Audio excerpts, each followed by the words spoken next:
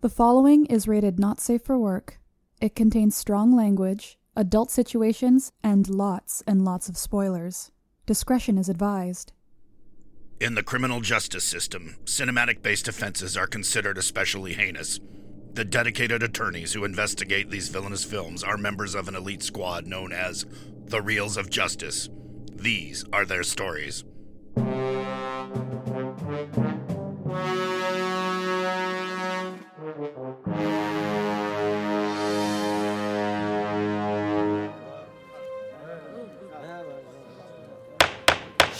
Order, please, order. The Reels of Justice is now in session. Judge Dylan J. Schlender presiding. The honor is for the Honorable Judge Schlender. Be seated. Welcome to the Reels of Justice. Today we are hearing the case of The People vs. Barbarian, a 2022 horror movie that follows a young woman that checks into an Airbnb only to discover it has a terrible secret, and it is not the cleaning fees. Who says the judge can't be funny, right? Come on. Me!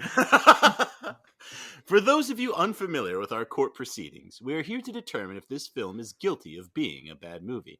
As always in this courtroom, films are to be considered excellent until proven awful, and the burden of proof lies upon the prosecution to prove beyond a shadow of a reasonable doubt that this film is guilty.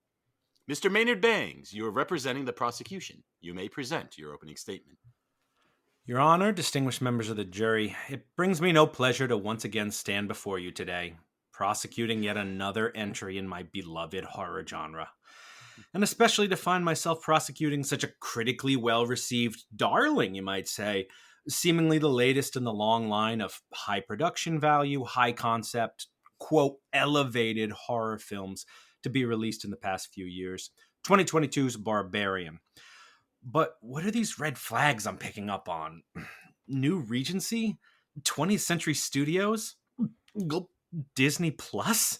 Something's not right here. This movie looks just like an elevated horror film put out by the likes of A24. Hell, they even went so far as to cast that one really super creepy clown-looking guy in it. Justin Long. But something else is lurking just beneath the surface. Wait a minute. This is just another mindless Hollywood monster movie masquerading as an elevated horror movie. It doesn't have anything to say on the state of society, no message or themes to impart. It's literally just insane shit being thrown against the wall. Unpredictability for unpredictability's sake. Oh, I can prosecute this without feeling bad. In fact, by the end, I'm sure the only one here feeling guilty will be the accused. I thank you. Thank you, Mr. Bangs. Appearing on behalf of the defense is Mr. Jeremy Bates. Please present your opening statement. Yes, thank you, Your Honor. Look, I don't have the bluster of the prosecutor, and I don't. No one does. Thank God. And I don't think I need to with this movie because the movie speaks for itself. And you know what? I actually, and this is on me, I forgot that I needed to make an opening statement, so I'm gonna let the beef of my argument be within the proceedings. Mm-hmm. The proceedings. Thank you very much. It's been a while since I've been at law school, but trust me, I have a banging argument, and you'll be impressed, Your Honor. So let's get to it. All right, looking forward to it. Thank you very much, Mr. Bangs. You may begin. Hey, well, showmanship is a hallmark of my thing. More sizzle than steak, Jeremy. Now, my first exhibit is basically the bait and switch this movie pulls on us after Act 1. Now, director Zach Kreger drew inspiration for this film from a nonfiction book called The Gift of Fear, specifically a section about the red flags some men give off that women should be conscious of. Unnecessary complimenting, uninitiated contact, etc. And this inspired him to write the scene that would basically become the opening to this film, about a woman who ignores several of these red flags. Because, if there's one thing women really appreciate, it's having these things explained to them by a man. But, of course, who else could tell such a brave story? We open on a young woman named Tess, pulling up to her Airbnb on a dark, stormy night to find a strange man named Keith has already checked in, and because she's an idiot, she decides to spend the night. You basically see all this in the trailer too, and I'll admit, I was curious to see where the movie was going. Who is this man? Is he telling the truth, or is something sinister going on? And is Tess all she claims to be? If so, why is she willingly walking into such an inadvisable situation? And who or what is this walking around now at night? Okay, you've got me. Where are you taking this? Turns out nowhere. You see, Kreger opted to turn his entire movie upside down about 45 minutes in just for sheer shock value. He's quoted as saying, "As long as I have no long plan, then no one could know what's coming." So it's all a misdirect. Nothing that happens for the first 40 minutes matters at all later on, because it turns out there's secret passageways under the house, a violent inbred woman lives in these tunnels, and she seemingly kills anyone she meets. I'll give the director one thing. I did not see that coming. If the director kicked me in the balls, I also wouldn't have seen it coming. That doesn't make it good. All right, I would like Mr. Bates to respond to that. It's more specifically, this first 45 minutes. Is this a misdirect, or is Maynard right? Well, look, I thought it was, a stroke of sort of, I don't want to say genius, but I thought it was really good because you didn't see where it was going. I did not see where it was going. I don't think anyone could have. That's stipulated. Well, look, you take Pulp Fiction and you watch the first little bit of that. You don't know where that movie is going either. But is that, what you're calling this movie, like a piece of crap? It's not. So I think the director, what was his name, Kreger? He took a big risk. And the thing with him, though, taking that risk is that you can only do that when you're pretty confident. And he's a confident director, I think. He's aware of the tropes. He pulls you in. He leads you around. And he tricks you. Like you admitted, Mr. Prosecutor, that you were tricked. And that's the point. And then he comes up, the ending was a bit bizarre, sure. But it's a horror movie. So I think he did a good job. Yeah. All right. My issue is that I think there's no merit to this philosophy of just pivoting in random directions with your plot just for the sake of surprising people. I don't think that's good storytelling. There's nothing in Act 1 that sets up the rest of the film, and the information we're given there never really pays off. It's all just a swerve. And why this bugs me is, now remember, he started out this project by trying to craft a scene about a woman who repeatedly ignores red flags and falls into a dangerous situation. But ultimately, the situation she finds herself in had nothing to do with ignoring Keith's red flags. We basically find out she was in danger from the moment she booked this house sight unseen on Airbnb. In fact, if Keith hadn't been there, she might have just as easily stayed in the house without hesitation and still been kidnapped by the strange woman the first night. Obviously, she wanders the house to some extent. She knows they're there. So the presence of two of them is the only reason she may have survived the first night. So really, Kreger's original seed of an idea, the red flag exercise, is uncapitalized, unrealized, and left hanging. My point is, I think Kreger had a better movie to make here. The movie I saw in the trailer, the movie that he established in Act 1. But it turns out telling cohesive stories is hard. Why bother doing that when we can just toss out everything we've established and start doing something new at the 45-minute mark? Your Honor, can I... You can respond. Yes, absolutely. Can I respond? Yes. So, yeah, those are all, decent points. So let's get on to these, the red flags that you've mentioned. But I think that gets down to the characters themselves. So beginning with Tess, I don't think she was naive, and I don't think she was doing the stereotypical, she was not the naive female lead in a horror movie who makes bad decision after bad decision. I think the way she played it, she was guarded. She was cautious with all her. You could tell that in her, just her decisions and the way she spoke. She didn't jump. She wasn't eager to go and stay in this house with this guy. She knew it was sketchy, and that's sort of a fresh, just fresh air in the horror genre.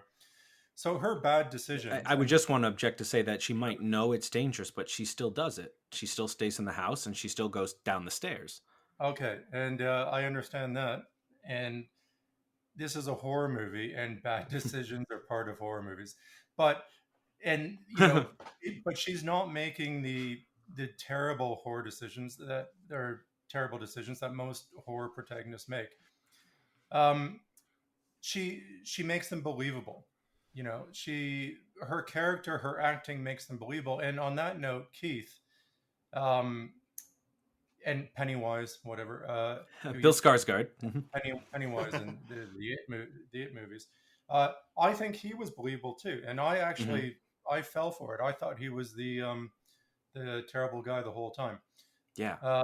So just going with like just saying, look, red flags and stuff. I don't know if there were that many red flags because it was done so well. There is a big switch and bait that does come up, but then we'll get into that. And I think that it worked because very easily he could have brought the director Kreger could have brought AJ, sorry, just to the house. They didn't need to do the whole backstory of them driving down the highway, bopping to rock and roll or whatever. And then that would have sort of alleviated, I think, your concerns, Mr. Prosecutor, because then it would have been a more coherent story. He was already coming down to the house to check on things. It was just the directors, like they can do what they want. And I think they needed to add a little bit of levity to it because it was getting pretty dark by that point. Yeah, I think the obvious parallel to, just switching stories would be like Psycho, right? Where one plot is simply dropped after the first act in lieu of something else for surprise. But the difference in Psycho, we go from not that interesting a story about Janet Leigh to a very interesting story about Anthony Perkins. In this case, I think it's a very interesting story with Bill Skarsgård and Georgina, I can't remember her last name. But I don't think the woman's story is very interesting. And now that's why I'd like to go into this point. Because after all the razzle-dazzle, these big sweeping attempts at keeping me guessing, this idea of keeping things fresh, we settle into something we've all seen before, deformed humanoid monster. It basically boils down to being a wrong turn movie. Hatchet, Texas Chainsaw Massacre, except without all the plausibility of taking place in the woods. I can believe stuff happens like that in the middle of nowhere, but it's harder to get away with in populated areas for the obvious reasons. Apparently, exposition hobos who live in the neighborhood know every detail, and they'll exposition dump to anyone who'll listen. So, word travels. And while I'm on the subject, how does this exposition hobo know so much about the goings-on down there? Like, oh, he takes women and he makes babies with the... How do you know that? Is there a next-door thread about these people? I hate that family in 476. That old man kidnapped another one of my daughters and his crazy bitch won't stop shitting in my flowers. 0 stars. Jeremy, do you have a response to the exposition dumping? Or if Maynard, if you had a... I did want to touch on one other thing about the implausibility of the setting. Brightmoor, while it is very high in crime, is also very prone to flooding. Like I'll cite a May 2023 article, Detroit to install green infrastructure, gardens to fight floods, specifically describing the ongoing renovation projects to reduce the flooding in most of Detroit, but also Brightmoor. So those tunnels would be a logistical nightmare to build, to upkeep, especially for a bedridden man and his inbred freak family. I gotta say, I really like that point. What do you got, Jeremy? I don't think it holds water. But for a horror movie called The Barbarian, I don't think people are really too concerned about the structural integrity of the tunnels. But getting to the setting, look, it was very reminiscent of, I don't know, it could have been a house on Elm Street or, a house from Halloween. It was just very dimly lit, nothing. And this whole movie was actually, I think I read it was based on a very low budget too.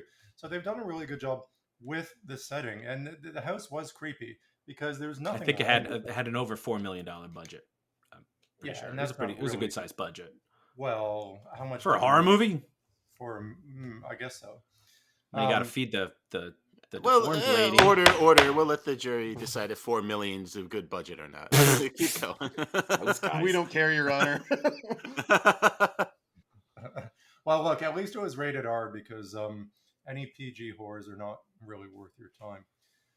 But with the setting, Take that, Goosebumps. I think the house was unnerving, and that when they first went down into the basement, I did have creepy, like people under the stairs vibes. And then when I'll give the defense the prosecutor this, the monster. I don't know how much I can say about the film without giving it away, but the monster. Oh, you can give as many. No spoilers. Spoil all the way. As many spoilers as you need to make your case. Was just far too just powerful or whatever. But the first scene when she came out, I don't jump often in horror movies, and I did jump for that. But well, hold on. I'm going back with what was the prosecutor's main point there? Oh no! Because there's a lot to go on. And it was actually just about. It was about how they basically fall into the wrong turn monster trope, but it's less plausible. Less plausible because it's in an urban location. Yeah. And an exposition hobo. I love that exposition hobo. Yes, I just want to bring him up. Yes, yeah. It could have done without the hobo. Exposition hobo, please. He did. He had to do the talking, and he had to, educate the not so familiar. Even though AJ goes down into Frank's room and could have seen any number of pictures or videos or anything, and we could have gotten it that way. They could have shown us like family photos this dude had taken where the family gets more and more deformed. Oh yeah, but let's have a hobo tell us instead of showing us. Just saying. Yes, well, and the producer I think was Roy Lee, and he's the guy who did the Saw movie, the Saw franchise. So he sort of built his name on very basic minimalistic sets and everything like that. And maybe that's why now he could do whatever he wants. He did the It thing too, but I think he really enjoys the very simplicity of just black and white this is not really black and white, but just a very simplistic horror movie. So with Kreger playing with that, I think he did a good job just keeping everything sort of down to earth. And yes, okay, look, we go back to the main plot of the whole thing, the what ifs. And I think that's the most important thing of a movie. That's what's going to draw me in. What if this happens? What if she did that? What if, he did that? And on that front, Your Honor, I think this film really actually did a really good job. I'm talking about the first half, the first act, or the first, whatever you want to call it. Because the prosecution really doesn't have... I have no issues really with the first 45 minutes. It's where it dumps me off after that. So I stipulate to you, but then there's another half of the movie. Well, yeah, another 2/3 probably. Well, look, we might have something common ground here, because I thought the first little bit was amazing too. When it ended with with poor Keith getting his head bashed in, I thought that was the end of the movie for a second. But then I looked at the time and it was only like 30 minutes in or 40 minutes in. I said, no way. 42. 42 minutes in. But I thought at that point, wow, that was a good movie. But then it's going on. I don't agree. I think the third act was not the greatest, and I probably not should be saying that. But I think the second half was, it got into the question. Okay, so you have this sleazy Hollywood director, and they're getting into the Me Too movement and Hollywood and all this stuff. So he's making a point, and that's fine. And AJ played it to a fault. He did a really good job with being that guy. He was there. They wanted you to hate him, and he was hateable. But I think they needed that humor after this first act, or this first third of the movie, because it was just going to get too dark. Where else would you go with that? So I think the director made the right choice, and he made the right, and whoever the casting director was made the right call with these actors. And it's a horror movie again, so you want a bit of a laugh. You want it's dark, but it's comedic, and I think that's some of the best horror. Your Honor, thank you. All right, yeah, Mr. Bangs, any last points you'd like to make? Or I do have a couple. All right, let's hear them. Back to falling to the trope. After doing all this unexpected stuff, they fall in lockstep with all the tropes of this deformed, mutated genre. I think you touched on some. This mother character is insanely strong. She can rip an exposition hobo's arm off with ease. She can smash through concrete walls. She's basically unkillable. She gets crushed by a car into the side of a house. She falls like 4 stories, splat onto concrete, still alive. Why is she so strong? Why is she so unkillable? Inbreeding doesn't produce athletic freaks of nature. Muscles don't work that way. If they did, the U.S. Olympic team would be ugly as shit, but we'd have the gold. Inbreeding usually results in reduced fitness. Deformed limbs tend to leave one less mobile, less capable. And I'd also like to point that other characters in this genre like this, like Victor Crowley from Hatchet, Leatherface, Jason Voorhees in some of the movies where, he's actually in the woods, they're country strong because they live in the woods. They have to fend for themselves. They lift and chop and wood all day. They work. That strength is explained by their surroundings. But down in these cramped, restricted tunnels and hallways, she wouldn't have much room for moving around. She'd be lucky if her muscles weren't atrophied half of the time. She's probably laying around most of the time. Her freakish strength is only here because it's part of the mutant hillbilly trope thing. And like the movie says, you know what happens when you make a copy of a copy of a copy, don't you? And one final point, and then I'd like to pass it on. I have an issue with the ending, and sounds like the defense did too. Now, even with the context of this film, it ends with Justin Long throwing Tess off a ledge, so the mother's maternal instincts lead her to dive after Tess to save her, selflessly giving her life to save her quote-unquote baby, as any good mother should, which is all she really wanted to be. Let that be her end. That's a very small redemptive moment for the mother.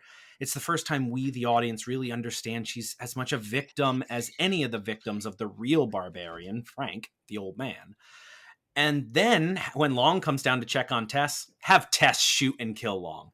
I mean, after all, he's a rapist. He just tried to throw her to her death. No one's going to bat an eye if you shoot him in the face. Instead, they have the mother survive the fall, implausible, get up to kill Long, and then Tess has to shoot the mother in the face as she tries to console her. I think it returns her back to a monstrous state. It robs the mother of that redemptive sacrifice. And it never gives Tess the opportunity to make right the fucked up thing Justin Long did. And with that, I will rest.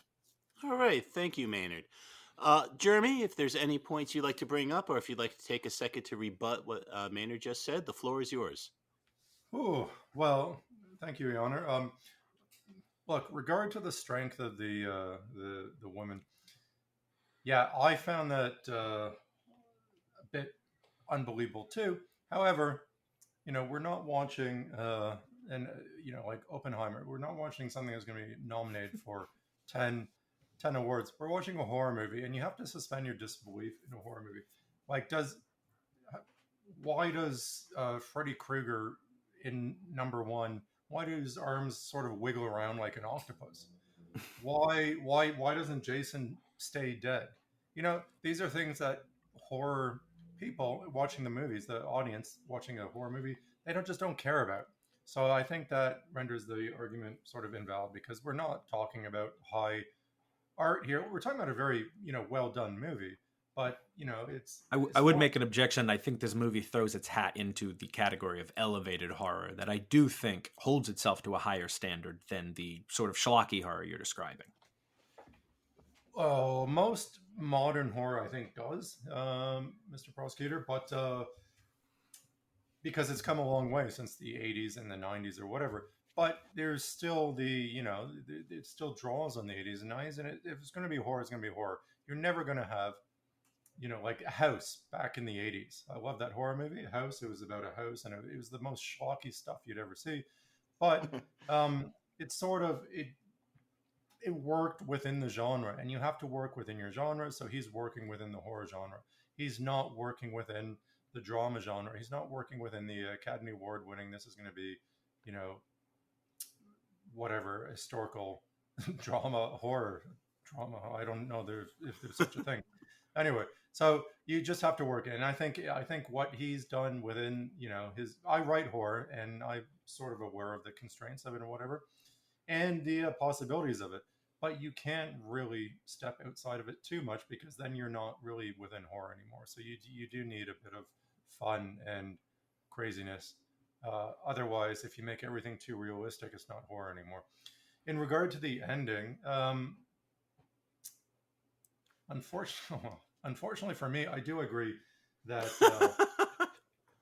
the prosecutor has made a good point, Your Honor. That is unfortunate.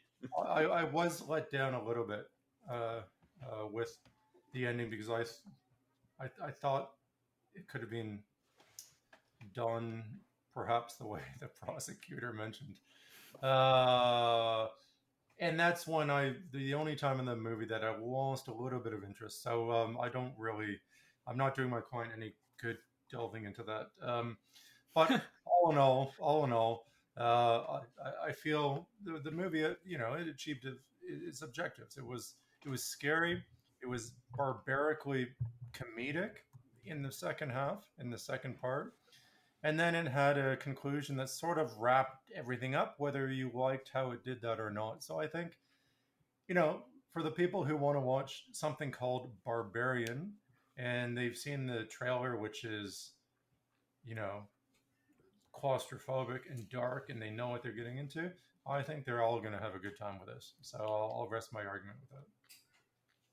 All right. Any counterpoints, Maynard, before we go to closing arguments?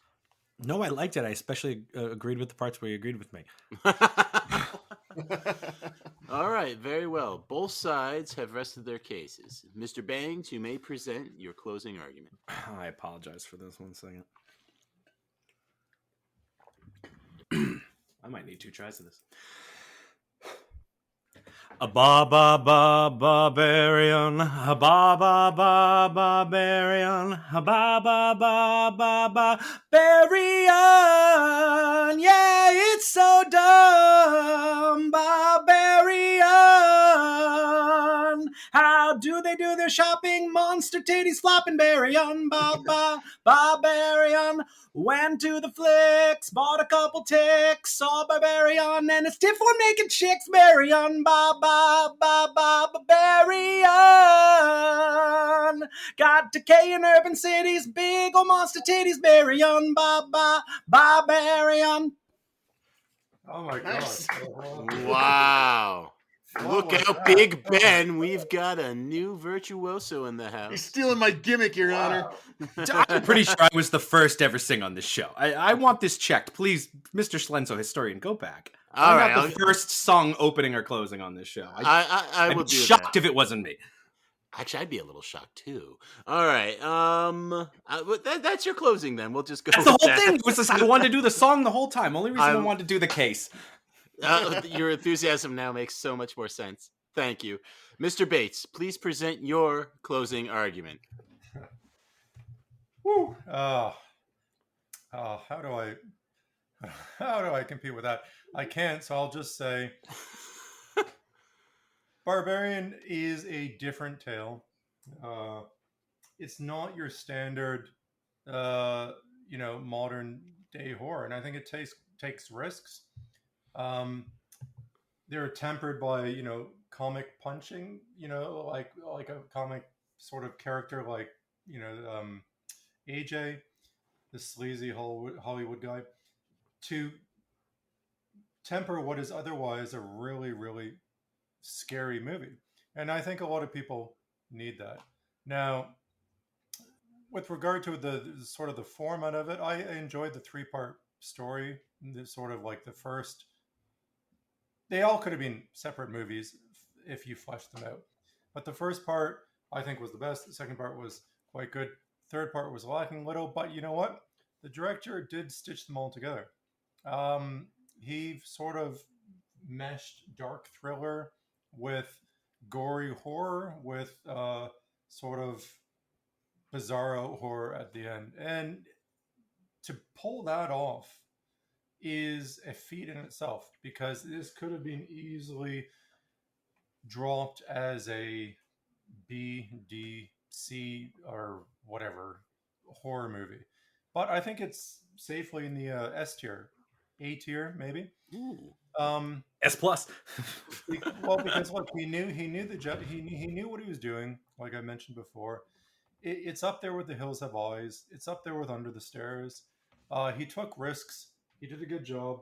The actors were fantastic. I think they all played their parts as well as they could.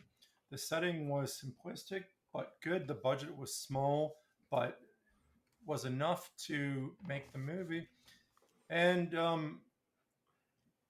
I just I just can't see anything really negative to say about a standalone horror movie that checks all those boxes. And if you disagree, then maybe you're not a horror fan. So I'll leave it with that, Your Honor, because I think hands down, it was you want a jump scare, you want a bit of creepiness, you want a bit of what the F was that, you got it all. Thank you. Wow, Thank you. Jeremy Bates is right. Thank you all. Members of the jury, Mr. Dylan J. Schlender, Mr. Big Ben Haslar, and Mr. Do I look like some kind of monster? Ryan Luis Rodriguez. Have you all heard the fact? Do you hear what I hear? You have all heard the facts concerning this case. It is now to you to determine if this film is guilty of being a bad movie. The bailiff will escort you to the deliberation room to render your verdict. Right this way, and if you need to use the bathroom, it's the one over there with the bed in the bucket on the far end. Oh, God. And I was so nervous about what the bailiff joke was going to be this week. You think that one passes muster? I don't know. It could have been a lot worse. No, it could have been really bad. Yes, we've heard about the bailiff's mothers before. That's all I'm saying. Why are Oh, bailiffs that's always true. Scottish? That's a It's good the same question. guy. It was the best. Yeah, our bailiff's always the same guy, Adam. That's true. It's also the only voice Ben feels comfortable doing. Improvising. We'll have to cut this, but we were always planning on turning him into a robot, and it just never happened. It never happened. It was going to be a And for Scottish some robot. reason, making him a Scottish robot was easier. Whatever. It's staying in now. Oh, well, now you know the rest of the story. Okay, gentlemen, what are we thinking? Ben, you were silent this entire episode as you're supposed to be. How are you thinking about this case? No, it's like a peanut gallery. We're supposed to be interjecting every so often. Anyway, the prosecutor's case, it was a hoax. It was a total con job. It was fake news and hearsay. I did not believe a single word of what he was saying. Well, that's not true. I did agree with two of the exhibits. But I love films like this where I never know what's going to happen. And that was this film. I did not know what was going to happen from one scene to the next. It expertly led me through it. All the way from like that first scene with the whole, is she staying in the Airbnb with some creep or is he not? Through that situation, I don't know if I'm going to look poorly here, but I've been on dates with people. I'm trying to, maybe conjure some sort of relationship with women, maybe in an elevator or something like that. And you could just tell that, oh no, I'm creeping her out. Oh, maybe I'll try and overcompensate to put her back at ease. Nope, she's getting even more creeped out. I just have to drop this right now before I make things even worse. That whole red flag exercise, yeah, I thought that was sort of interesting, seeing that from that perspective, because we don't know what his intentions are throughout that. And then the Justin Long thing, same thing. Is it going to be like a Johnny Depp and Amber Heard sort of thing where he's being falsely accused, or did he actually do the thing he's accused of? You don't know. For the majority of that story, he says he did later, but for the majority of that story, you don't know, and you're kind of waiting for those hints to be dropped. And then, of course, the third act, which the prosecutor did not like, but it kind of reminded me of films like Psycho, where like the money just sort of like disappears at the beginning, or The Descent, where all of a sudden monsters are in the cave and stuff like that. I like, like if you're in some sort of horror situation, it's going to like suddenly come at you while you're doing something else. It's not going to be like a situation that you began and ended with. So that I disagree with the prosecutor on. I personally dig me a movie that I can't predict from scene to scene. And having not seen the trailer, when I sat down in the theater, I had no idea what was going to happen. And that was legitimately exciting. But as both the prosecutor and defender pointed out, the third act is lacking. It's not necessarily good. It does not live up to the rest of the film. But in watching this movie, I became convinced that Zach Cregger, like Jordan Peele before him, more comedians should direct horror movies. Because clearly they're tapped into something that is genuinely exciting. And I love the fact that Justin Long is basically playing Max Landis in this film. Like, you could defend Max Landis all you want, but he's a creep, and that's exactly what Justin Long is playing. And I love that, Ben, you recommended this movie. I did. I think I have the record of having most movies that have become cases. I have than all of us, and I loved the points that you brought up in your recommendation more than I liked the defense in this case. But I want to hear, Dylan, what do you have to say? I want to throw cold water on all of this and really poo-poo this movie because look, we okay. Look, the first time you watch it, okay, that's an interesting twist, but it immediately falls flat as soon as we cut to Justin Long singing in his car. And I love Justin Long. So I'm like, oh, great, Justin Long's in this movie. What's going to happen? When you're watching this movie for the second time, it is interminably boring because, like, you can't muster that sense of the suspense. You can't muster the surprise. And the scares just aren't that scary. Well, and how true is that with any horror movie? Can't defend a movie by saying all horror movies are like this, because then that's just damning horror movies. That's just saying that they're all garbage. No, and there are scary elements of movies that can always scare you. This one isn't about the atmosphere scaring you. It's about that huge twist. And when you know that huge twist is coming, there's no air in that balloon. It's not about a creepy sense of foreboding or anything, because you just know, oh, yeah, it's not this guy. It's the horrible hag in the basement. And I love that. I love that point.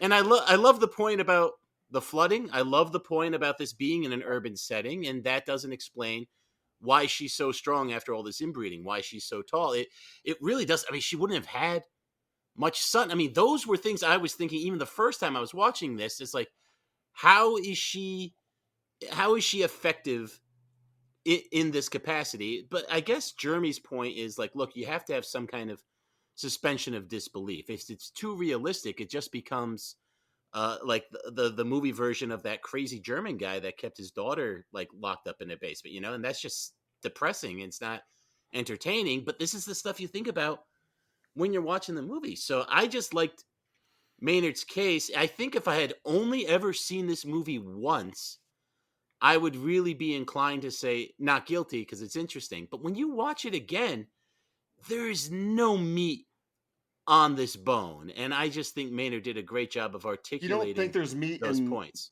in particularly the first act? I think there was in the second, but at least the first act, not at all. I think the air is completely out of the balloon, because like you're just waiting for it at that point because you know it's coming. You don't feel any of the tension. It almost feels more like the tension you feel is more like a romantic comedy. It's more like a will they, won't they. Like you're not picking up on these red flag things. You could tell the director really abandoned that idea. Either he got too uncomfortable with it or it was outside his ability to properly communicate, which I think was another good point that Mary brought up, hence the pivot. So I don't think you're feeling that tension. I think you like that beginning. It's almost like a meet cute romantic comedy than it is a horror. Like I never feel she's in danger from Skarsgård, and frankly, it would have been more interested if Skarsgård was in danger from her. That's fair.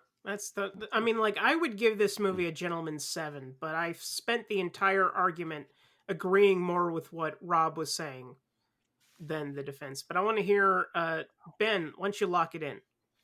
I do sort of agree with the super strength aspect of it. To me, that sort of was like meant to be like Home in the X-Files, which is one of my favorite episodes.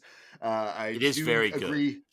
The ending could have been better. I don't agree with Tess shooting Justin Long's character. I wouldn't like that. But yeah, the sort of redemptive thing in her dying there, that would have been fine. Other than that, I disagreed with everything that was being brought by the prosecution. So burden of proof has not been met. Not guilty. Dylan, I know how you're leaning. And I will really lean into it. I just think Maynard had the better case, and I have to admit my own prejudices. I think if I had only ever seen this movie once, I might have the glamour, you know, I might be impressed. But watching it again today, like we get to see the flashback, but the hobo explains everything anyway because the characters don't get to see the flashback. We already saw it. What the hell's going on? And actually, I gotta call Maynard out. As cool as the home pictures would be, like where would he have developed them? You know, it wouldn't have made sense, but it would have been a nice touch. No, you're right. The flashback was enough. We didn't even need that character. Have a dark room down there. Yeah, I mean, I wasn't that much of a fan of the flashback too. I just keep it unexplained. Look. I'm just rewriting the movie at this point. I'm going guilty. I leave it in your very capable hands, Ryan. Well, I like this movie. I enjoy it, except for the third act. I think this is a strong horror movie. However, if you're defending a movie, never agree with the prosecution. Come on. Ever, especially as many times as happened in this case. So I'm going to have to lock it in. Who has the better case? The prosecution. So I'm going to go guilty. All right. So let's go tell that very handsome judge. Okay. Mr. Foreman, have you reached a verdict? We have, Your Honor. In the case of the People versus Barbarian, we controversially find the defendant guilty of being a bad movie. Oh my God! So order in my court. Order in my court. Stop. Barbarian. Get off of that chandelier, sir. The verdict is so rendered. Barbarian is to be remanded to the custody of A24 Studios for proper retooling. Court is adjourned. I love that you call them studios like they're Marvel or something. What should it just be? A24 Just A24. Studio? Just A24. Just A24? Yeah. Well, I have already banged the hammer, so... You mean the gavel? Oh, God. No, the hammer. I lost the gavel. I brought this with me home. Baby, verdict, Rob. What think? Oh, Jesus Christ! No. Should have been Grumbly. This You is- could have had Grumbly, but this is what you get. It's too painful, I think. I'm just gonna shoot this aberration of Ben in the head. Oh no! Ben, you could be some sleazy Hollywood producer now. I got nothing. You killed my Just be character. Benderson Cooper or something. It doesn't matter. Yeah, just be all Benderson right. Cooper. I'll do the brother thing. This is Skippy, Bobby Maynard, brother of mine. What did you run this case? What do you think of that verdict? I don't know who that is, but I'm sad, honestly. I like horror movies. I didn't want to have to find the problems in this one, but that was my job. So I'm sure if I was in the jury, it would have gone the other way. But here we are. I'm your brother, Bobby Maynard. You don't recognize me? Long lost, separated at birth, raised by a crazed mother in a Why would my basement? brother Come have on. the same name as me? Bobby? George Foreman's kids are all named George. Exactly. He gets me. What do you think Bobby is a nickname for? Keep going. And Jeremy Bates. Sorry to say you lost this case. What'd you think of that verdict? Well, I didn't lose it. My client did, so I'm fine. That's the right attitude. That is. Your verdict? So your record is unblemished. I like it, sir. Let's go back to that studio for post-trial analysis. Sound like a prospector. Yeah, I was wondering if There's it was gold in them heels. See, because I mean, I did the same thing. I basically admitted the first act is great. I think we can all admit the first act's great. The third act's kind of crap. Apparently Dylan and- can't. Stupid Dylan. And you No, I kinda can't. gotta- Not on the rewatch. This movie is Two-thirds just of this no movie good on is the great. rewatch. 2/3 of it is great. It I has, actually don't. I it has don't care Justin for it as Long. soon That's as the best Justin I can Long say. gets in. That's actually right where they Oh, I lose like me. that Although part. I do- like that part. I do like the flashback. I do like the Frank flashback. Hate the That's flashback. scary. Hate the flashback. I don't know. I think that's creepy, and that's the Barbarian. You don't really understand what's going on till then. Jeremy, when did you see this in theaters? No. Really funny about this is the producer Roy Lee. He actually contacted me a couple of years ago about giving him a book or something to read. So I sent him one, and I just never heard back. So that's the first time I learned who he was, and I found out that he was the Saw guy who did the Saw stuff. Well, it sounds like he royally dropped the ball. Yeah, pretty much. And Royally. and then when this movie came out, I had no idea he was doing it, but it sounded really neat. And I watched it, but then I went on IMDb or whatever, and just to check out the actors, because I actually didn't know that the guy was Pennywise. I didn't know any of this stuff. But then I saw his name there, and I was like, oh, that guy. So I thought it would be a good movie to. Really handsome when he's out of the clown stuff. Well, he is actually. Yeah. Yeah. I don't even know how he got, because I thought Pennywise would be like an old freaking weirdo looking guy, but he's, like you said, he's a pretty. To be fair, though, Pretty everyone's handsome more guy. handsome when they're out of the clown stuff. Yeah. Is more handsome? I don't know. Well, I love Jeremy, handsome what else What's have your you been? problem? When you talk to these women in elevators, don't be in your clown makeup. That's it. That's exactly. We cracked the We've code. pinpointed it, Ben. No clown makeup when you go into these women in elevators. Now, Jeremy, what's been keeping you busy lately?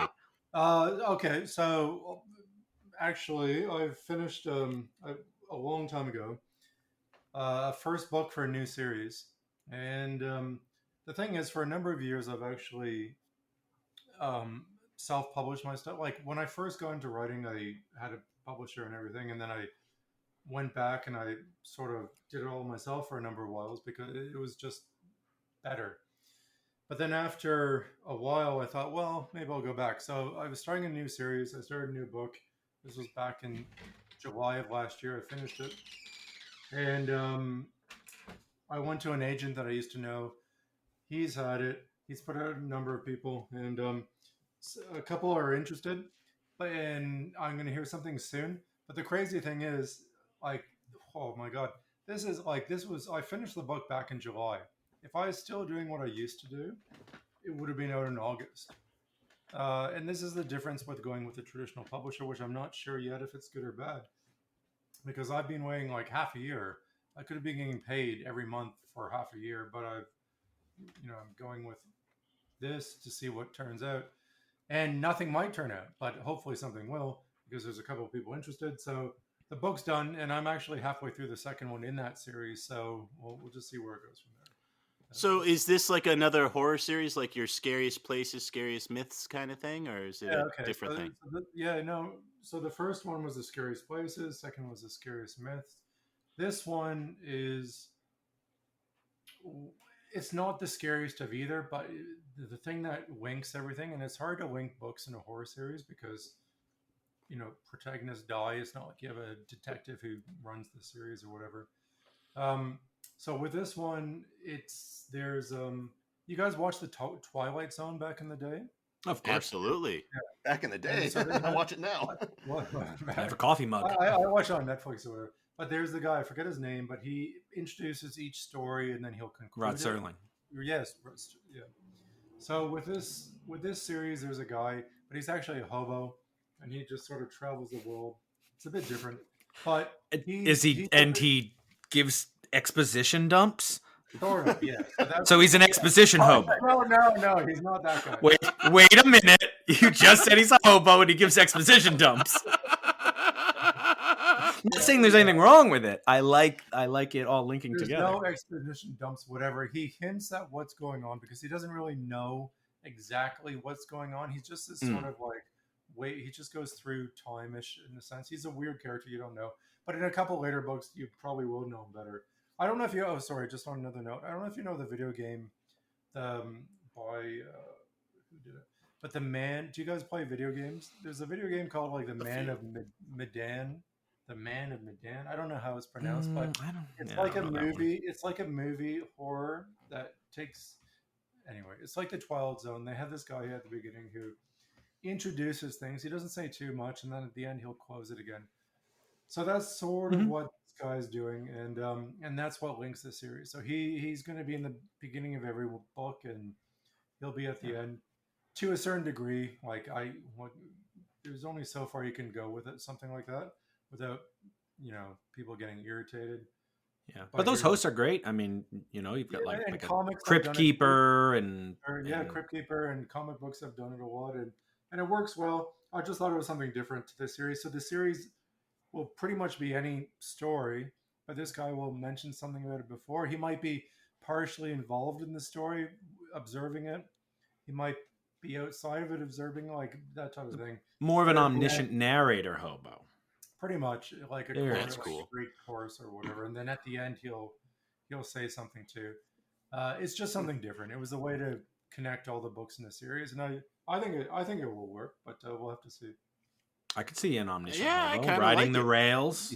Omniscient hobo, new band name. I call it. If it doesn't go well with the agent and stuff, would you self-publish? Like, would this just be out on like Amazon? I could get it on the Kindle kind of thing. Yeah, look. So, like I said, there's a couple guys and they needed. The thing with publishing, it takes so long. So the the editor who was interested, he really liked it, but then I just heard that a few weeks ago. But now he has to give it to all the other their editors at the publishing house. They all have to read it. They have to have their weekly meeting. They have to agree. It just takes so long, traditional publishing. It was I don't know. It was just something to do. And I just did it because I had a big backlist. And I'm like, okay, new series, this is probably the time to do it. But to answer your question, if they don't go anywhere with it, yeah, I'd be 100% happy to just do it myself, because then it's out right away, and I'm on the second book. I'll probably be on the third book by the time the second one gets out. So you don't have to. I think self-publishing has obviously become huge, and well, it's different than it used to be. So yeah, it's yeah, it's just different. It's different. It would be nice to be with a traditional publisher again, but at the same time, is it better for them? Is it better for me? It's probably, I don't know if it's better for me. So I don't really hesitate to go back to the self-publishing. Well, that's cool. Well, everyone should go out and buy all your books. 5 stars on Goodreads. That's what they need to do. Yeah, I like it. Now, we always ask for recommendations from our guests for movies that you think people should see. So what is a movie that you think people should see, Jeremy? Okay, well, given that we just did this whole thing on the Barbarian, I would say, I'm not sure if you guys have seen this movie. It's called The Toll, like Toll.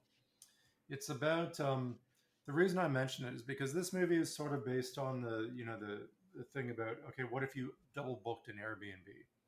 And that's a pretty cool concept. And, whether you like where the movie went or not, I think it was a cool concept. And that's why the opening act was so good.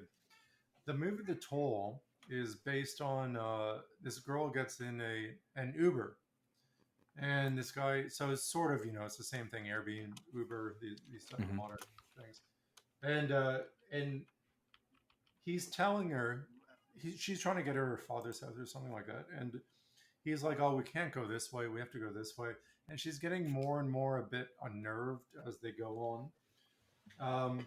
Again, the characters are fantastic, but they get to this place, and I don't want to give away this one because don't give away this one. I'm not going to give away this one, but they get to this deserted road, and she has to decide, okay, is this guy a serial killer, sort of like Tess was doing in the Barbarian? Is he? And you don't know, and then stuff happens, but it doesn't really go off the books. Like I when I watched it, I didn't know where it was going, and I really enjoyed where it did go, and I thought it was a really good movie. So that's my recommendation, The Toll. Nice. As in a road toll, like Well, I bet that experience really took a toll on her. But you never know for whom the bell tolls. Oh, knock it off! Oh, boo! Boo! Now, Ryan, have you seen that movie? I've not even heard of it. I was gonna say I never even heard of it. Okay, it's a horror, so I'll definitely go check it out. It's good. It's probably based on like a Scandinavian horror movie or something. Now, my recommendation this week is a great complement to today's film. We'll see about that.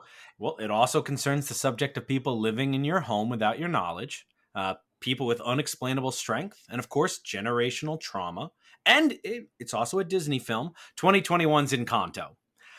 Young Mirabel is the only member of her family not to have a magical gift, but she may also be the secret of keeping the magic alive. Ooh. Although Schlenzo D would claim this film is out of my idiom, our faithful listeners know that I am a man without boundaries. I know no bounds. And so I decided to finally sit down and watch this one because everyone had shut up about it. And I liked it.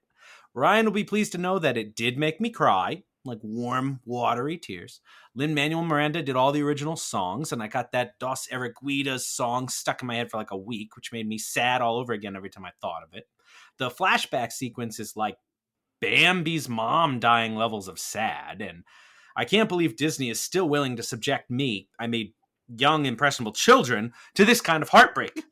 But it's overall a happy movie with a positive message about the healing and redemptive qualities of family, probably. I don't know. Encanto is currently streaming on the House of Mouse, Disney Plus. I want to say one spoiler about the ending.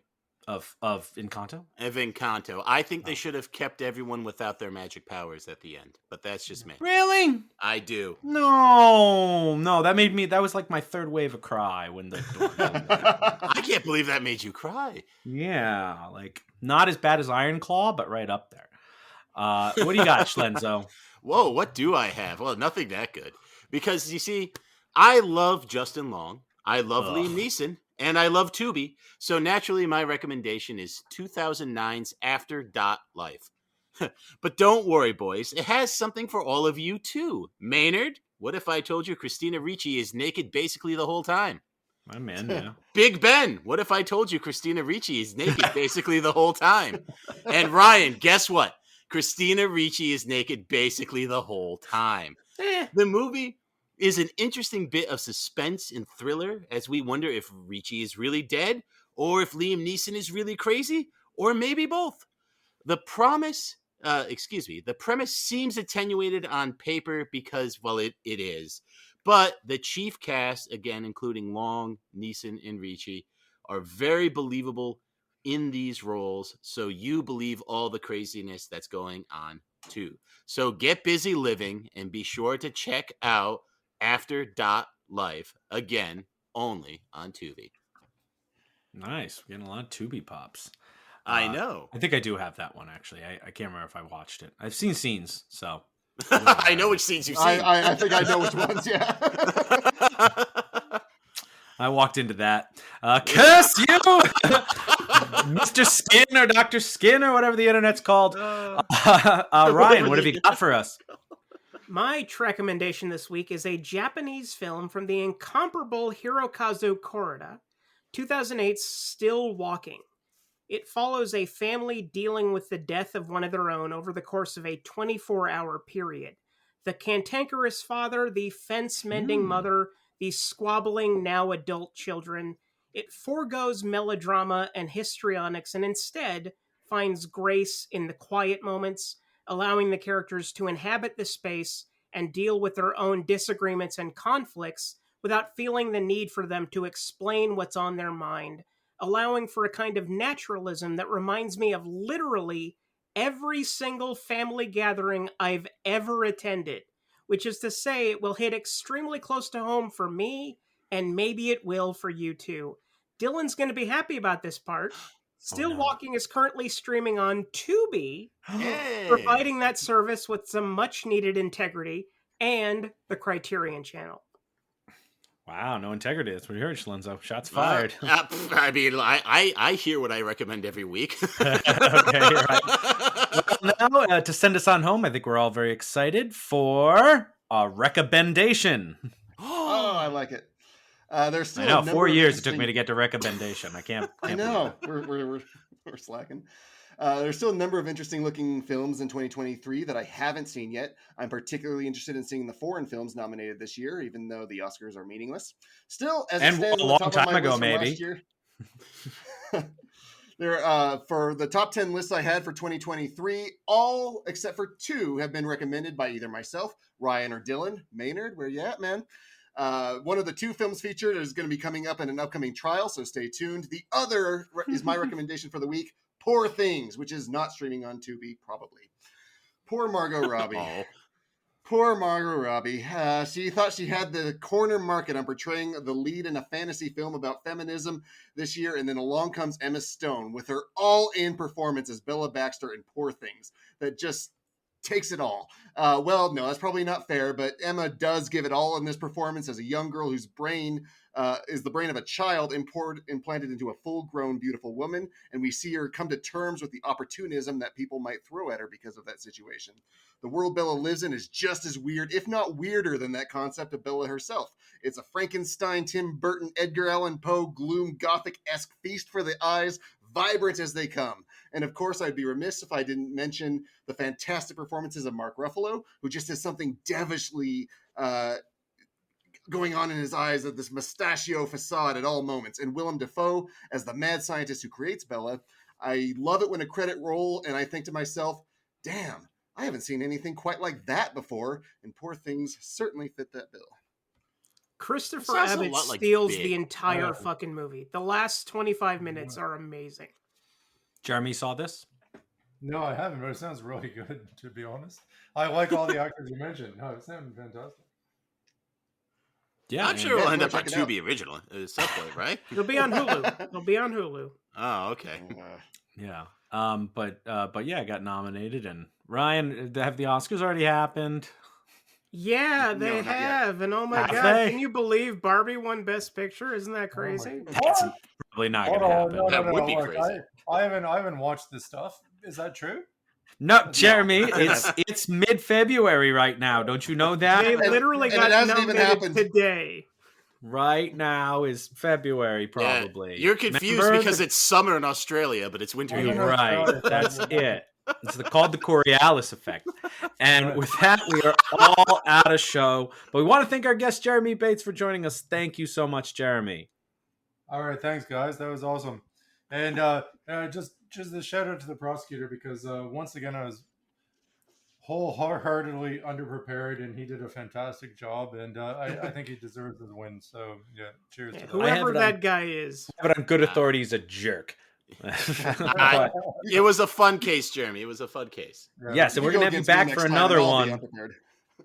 Yeah, we'll have you back for another one. It's always a lot of fun anyway. We definitely talked about the movie great.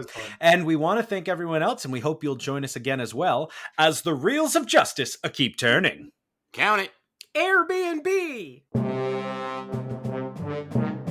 Please follow us on Twitter at Reels of Justice, Instagram Reels of Justice, and Facebook.com/Reels of Justice.